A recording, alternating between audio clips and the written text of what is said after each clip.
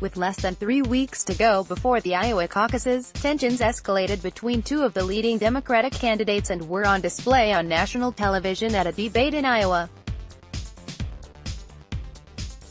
We'll catch you up on this and other moments you may have missed from a very busy week. A timeline of the Sanders-Warren tension. For almost a year, Senators Bernie Sanders of Vermont and Elizabeth Warren of Massachusetts had a tacit non-aggression pact. But not anymore. The trouble started last weekend with the publication of a script that volunteers on the Sanders campaign had been using, telling voters that Ms. Warren appealed to highly educated, more affluent people, and brought no new bases to the party. Then, on Monday, Ms. Warren said that Mr.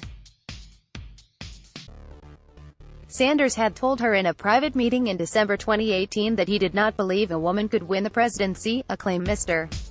Sanders vehemently denied. The disagreement came to a head on Tuesday. During the debate in Iowa, the two senators had a brief, relatively cordial exchange in which Mr. Sanders again denied making the remark and Ms. Warren pivoted to a broader point about women's electability. But afterward, as the candidates were mingling on stage, Ms. Warren confronted Mr. Sanders directly. Late on Wednesday, an audio recording revealed what she had said. "I think you called me a liar on national TV, Mr. Sanders responded that they should talk about it another time, and then said that it was Ms. Warren who had called him a liar. Our colleagues Jonathan Martin and Sydney Ember wrote about the fracture between Mr. Sanders and Ms. Warren. Liberal Democrats are afraid that the infighting in the party's progressive wing could end up benefiting moderates. We wrote about Ms. Warren tackling this electability question head-on, and about the backlash women in politics sometimes face when they call out sexism. Our colleagues also looked at the challenge Ms. Warren faces in convincing Iowa caucus goers that her sweeping plans won't be a liability in a general election. What else happened at the debate? While that conflict between Mr. Sanders and Ms. Warren dominated much of the outside discussion, the debate itself, the seventh of the race, focused on many other things.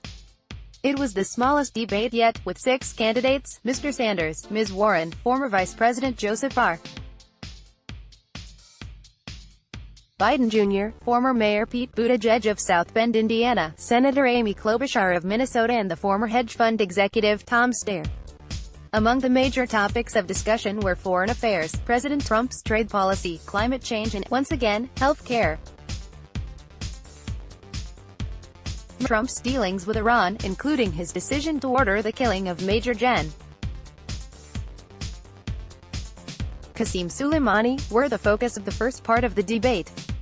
All of the candidates on stage agreed that Mr. Trump had mishandled the situation, but as our colleague David E.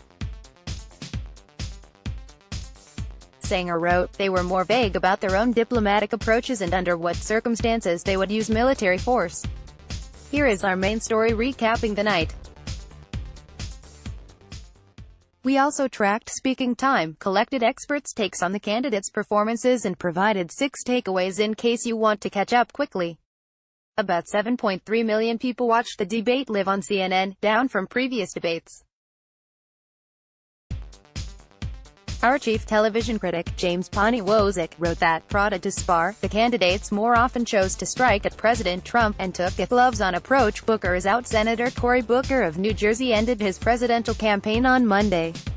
I got in this race to win, he told supporters, and I've always said I wouldn't continue if there was no longer a path to victory, Mr. Booker had pitched himself as a positive, unifying candidate, a posture that did not resonate with the Democratic base. Recent polls showed him between 1% and 3%, and he did not qualify for the last 2 debates. His departure leaves only one black candidate in the race, Deval Patrick, who entered very late and is struggling to reach even 1% in polls. You can read more about Mr. Booker's decision here. Impeachment takes candidates off the trail. The Senate opened an impeachment trial on Thursday for just the third time in United States history.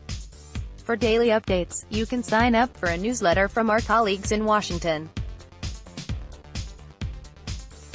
The start of the trial meant that the four senators in the Democratic race, Ms.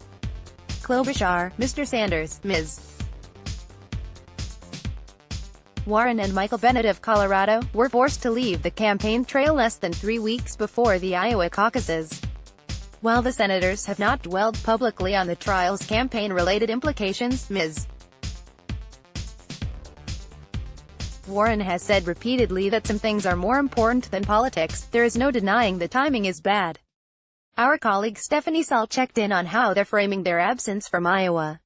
Warren wants to cancel debt without Congress. Ms. Warren released a plan on Tuesday to cancel student loan debt by executive action. Essentially, this is an extension of the student debt proposal she released months ago, a more aggressive way of enacting the same policy, which would cancel up to $50,000 in debt for about 95% of borrowers. She argues that existing laws give the Education Department the authority to cancel federal loans as well as to issue them, and released a letter from lawyers at Harvard Law School's Legal Services Center that supported her interpretation. Ms. Warren said she would instruct her education secretary to begin canceling debt on her first day in office, and to amend any regulations or policy positions necessary to get there. The proposal will require clearing a lot of red tape, she wrote. But let's be clear, our government has cleared far bigger hurdles to meet the needs of big businesses when they came looking for bailouts, tax giveaways and other concessions. In other policy news,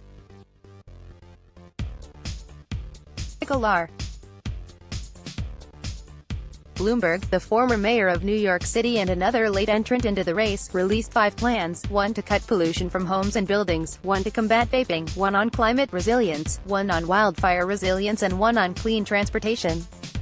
Mr. Steyer introduced a plan to cut taxes by 10% for low- and middle-income families, as well as to increase the earned income and child tax credits. He said he would pay for the plan by increasing taxes on the wealthiest Americans and taxing capital gains at the same rate as ordinary income. Let's block ads. Why?